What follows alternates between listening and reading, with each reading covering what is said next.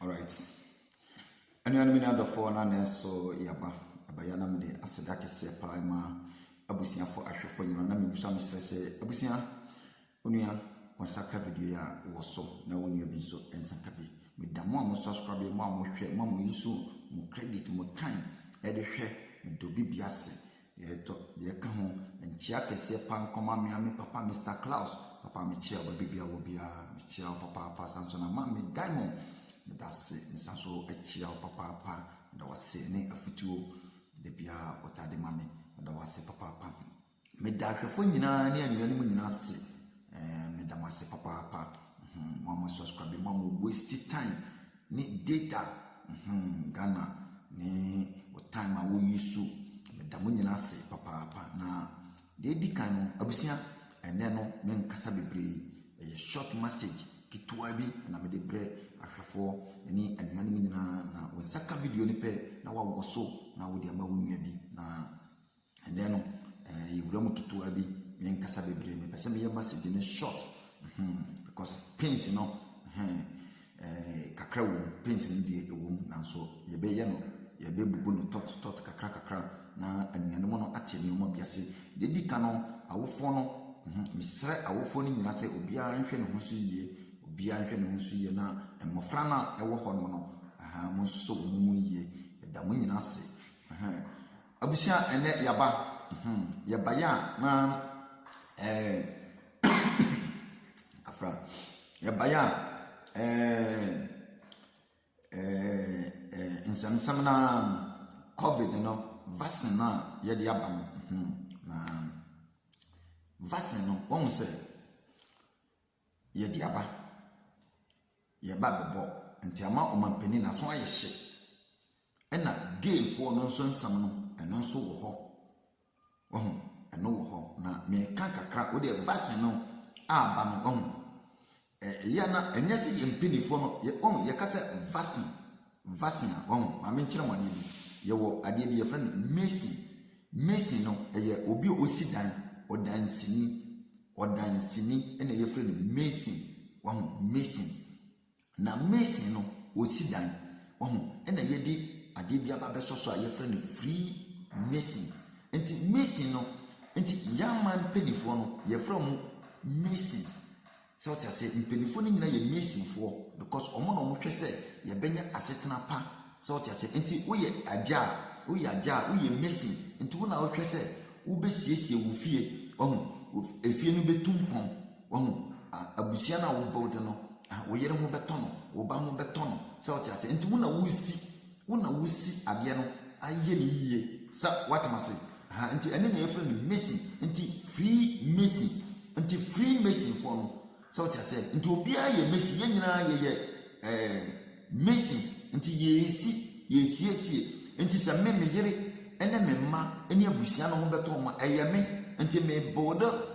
enti menya good family a eyeme a menya good health a eyeme a menya asetena papa ahoto asundwe me ho beto me eyeme a sana ade nete enti ye ka se Messi na ya mampenifo na ye de oman no free ahemfo politician asofo nia yenya ni nyina no eye sa nkrofo no no mode maye enti se nden wo Ghana na ye ho kire ye wasase na ye teso no ye wo gold ye wo diamond ye wo bauxite ye wo manganese ye wo cocoa ye wo timber ye wo bauxite so tia se ye wo sane o mani nyina na ye hu ye ho no na ya adehia no ye ntimi ntena o man mu gisi ye tu ekwakwase buruni kroma mini Messi no wo animdifo na wo di o man na anim no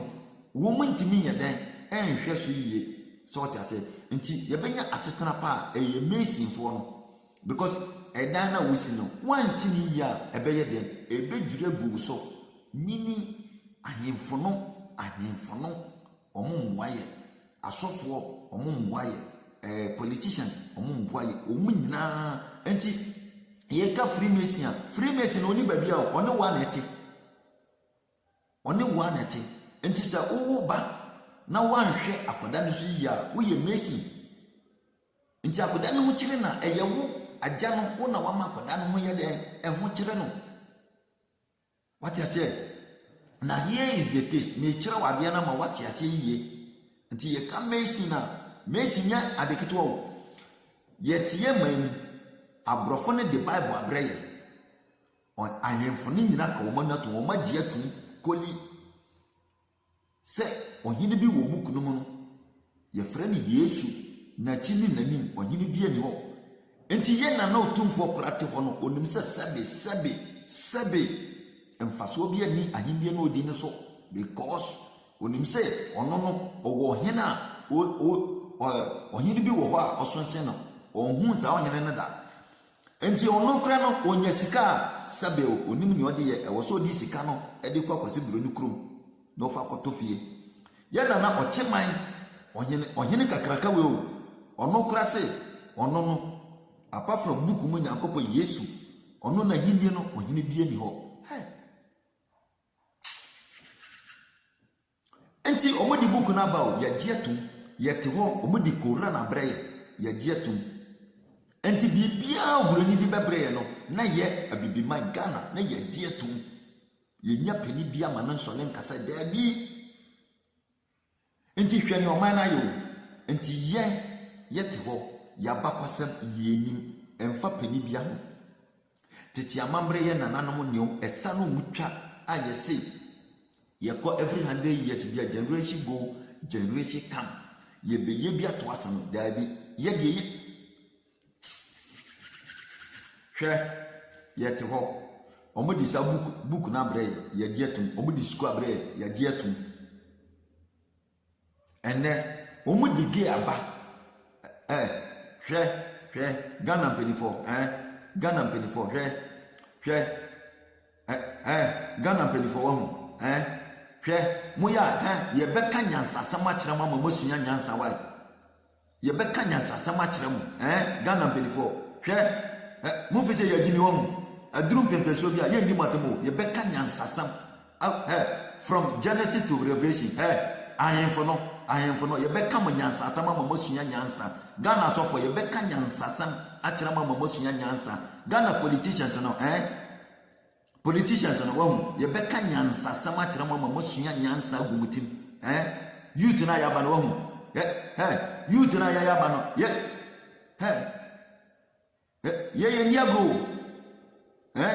sabi sa fake education na modi amaye no wo ye use critical thinking de jejemu ye beka nyansasam ma masua nyansa Ghana Christopher ne Ghana Muslimi fo no enya mo na mo se ayoyem brenim no enkoda o maso mo den beba no enya sa na mo ka kire enya mo na mo ka kire se ayoyem brenim no enkoda so odin enkoda o maso odin enya sa na mo ka kire yale anu odin eni aduro sa yale na beba no a Christopher Bible quotation ben eno matro se Christo ni ben ene wo Ghana sase no so o nim nyansa esene Nyankopon no obuku no no Christo ni ben prophet ben wo Ghana sase no so o nim nyansa se Elijah no wo Bible no no ye be ka nyansa se ma kira mo ye be mo sua nyansa by force o man na ye de mo ye Macy fo na mo nhwe so ma ye na mo bodo o man na ye nya asetena pa na mo se mo hwe niamuni moni se oman no agudie ede bia wasase ni mu no mo pe munya mo mfa mbodo oman no na mo di aba kwasi bronu kro hwe ye beka nyansa ma mo sua nyansa either rain either good or bad ye beka nyansa sam ada mo peu ye beka kire mo ama matebo mo suma mo sua nyansa ye beka nyansa sam akire mo mo Christopher mo ka kire ye se awieyem brenim no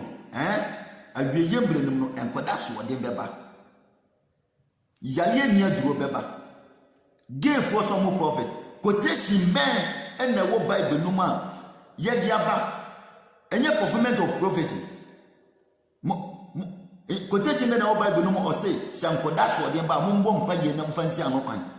ende gay for aba se wo pa o writer mo se de ba de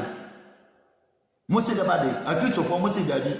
eni Bible no mu na ndie Bible no ba bi o matro se awieye mbre no mu nkoda so de beba no mo nkire ye quotation kura ya tro bu mo se bibia by the will of God and gramofo say by the will of Allah ni ebeba bia no eye Nyankopon na ahyehyɛ enti sɛ nkoda so ɔde aba na sɛ ndɛ nkoda na yɛ wo ɔmo no ɔmo se ɔmo right na ɔmo pɔ ɔmo right sɛ sɛbe ɔmo bedi ɔmo tirum a wo Ghana benifo mu fi sɛ yɛgimi wɔn yɛbɛma mo sua nyansa hwɛ mo de mo boni na mo de yɛ wɔ asase no so no wɔn mu fi sɛ mo odi mo ma yɛn fa ɔya ɔde bia yɛn kasa saa why mo ma yɛn kasa saa yɛ ma me mo na ko obi bedi ne tirum a obi be ma so be wale be ma ɛne yɛ ma me mo akwa wɔ so hwɛ ma me ka painful truth bi ɛmfa nkyerɛ mo sabi nsɛnhunu na mo te ɔman no mu abudi no hwɛ yɛ tutu kwa aba be hu mfa so a fake education hwan mo na de brɛ ɛnya abrɔfo no na de ba na mo agye tu HIV Ghana fo mo na mo kreti ɛne ɔmo a Ebola hwan mo na kreti COVID na aba no corona no ɛyɛ mo de ɛnyɛ Freemason fo na de ba yɛ enti mo na mo yɛ Freemason fo no mo na mo yɛ gangster fo no amohwe wo man so no die na moya fa ho Ghana mpedifo ne asofo asofo no nsehunu na mochi o man ni mu di no ma menka nyansa asam nkyerɛ mo na mo nsua nyansa yanya hwɛ generation a yɛba no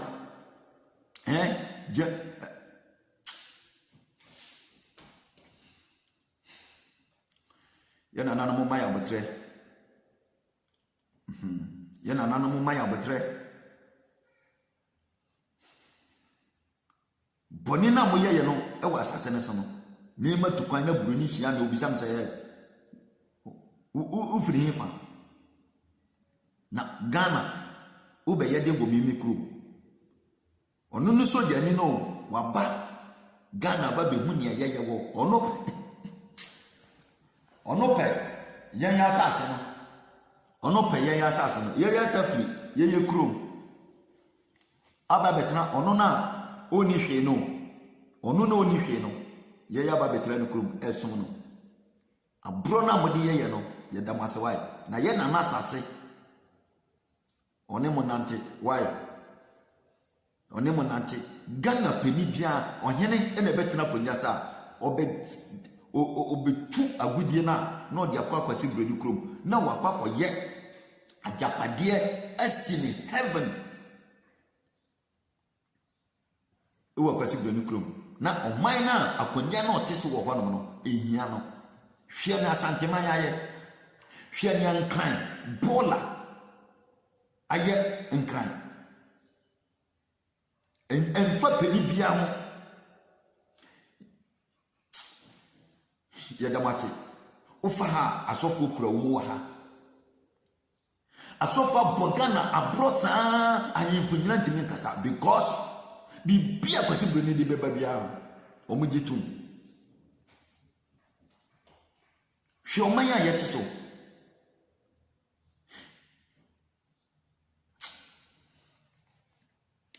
ye damase wai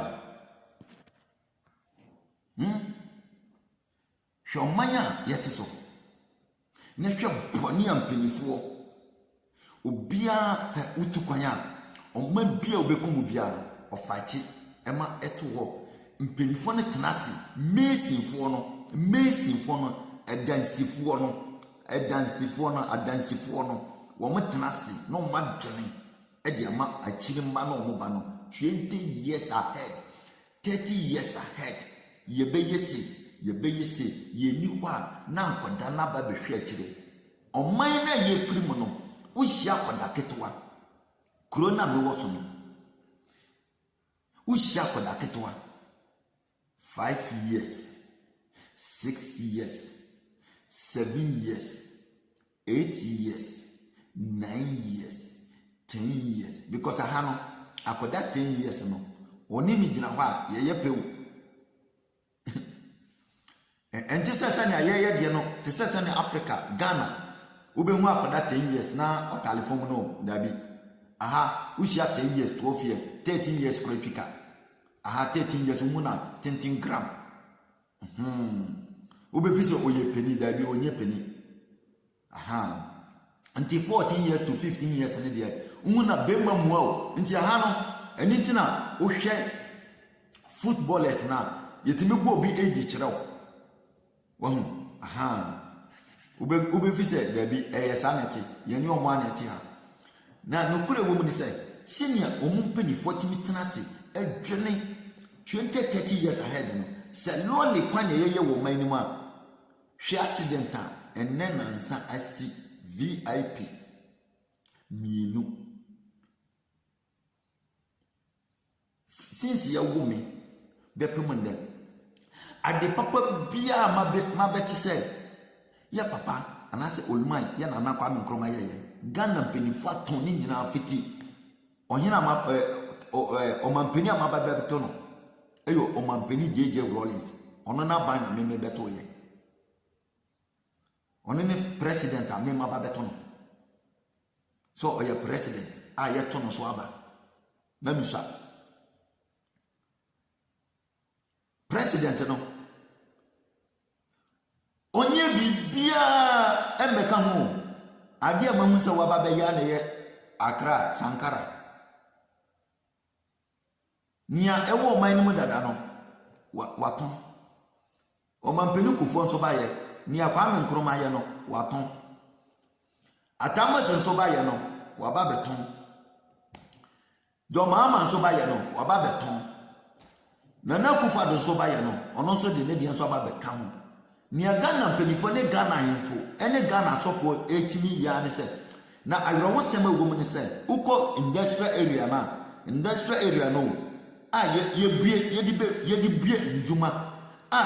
youth no benya biaje no yɛtɔ ahemfo no tɔ nsase no ɛde ma asɔfo no na asɔfo na bie asɔle kakraka na yɛ yakɔ asɔle di animu akɔ akɔtena hɔ sɛ yɛbɔ mpa yɛ asa su afrɛ Awurade sɛ ɔma yɛ adwuma no yɛnyɛ hwɛ Ghana mpanifo wɔ mu saman nyansanfo dia yɛbɛka hwɛ yɛbɛma mo sua nyansa wɔ mu ti mu sɛbe enkwasi asɛm na moto ɔman no mu na modi no wɔ mu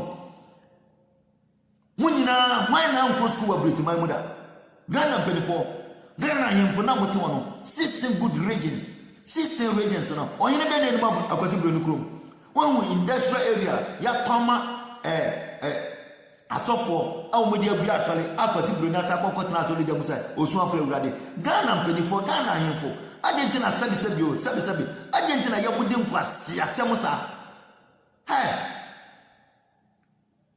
Ghana ahemfo adɛnti na mudi nkwasi asɛm sa industrial area asase ukoduru nkran industrial area hwɛ pure fire asase nko a Ghana ahemfo ɛde ama sɛbi sankwasi asɔfo no ama hwɛ asase a yɛde ama no ɛna yɛwia ne asa kɔkɔtena industrial area no asɔre dan na mu na yesu frɛ Awurade sɛ ɔma yɛ adwuma sankwasi asɛm we no ɔma mɛ so na mo yɛda ɔdeɛ mo ma yɛ hwɛ ɔdeɛ yɛda mo asɛwae yɛ nananom hwɛ yɛ history mo de ne nyina sie yɛ mo mpɛ sɛ yɛbɛhu history yɛ mysteries na mo si ɔman no bibia ti ase ɔman a yɛti mu no ɛna mo si asase no twetwede yɛda mo ase yɛ nananom ne mo nante why yɛda mo ase yie paa yɛda mo ase na de bia no mo ma yɛnsu na yɛmbrɛ yɛ mame mo wo mo ni bi asɔfo kuro mo de nintin agyi bibia fi wo mo nsam na mo wu a ɔmo hwɛ nananom tena kwanja wɔ ho abusia me da mo nyina ase me do bibia ase me da maso ye nana ye ma me mo awofo obia hwe no ho so yie ye da mase Ghana mpanifo nananom ne mo nante wae ye da mase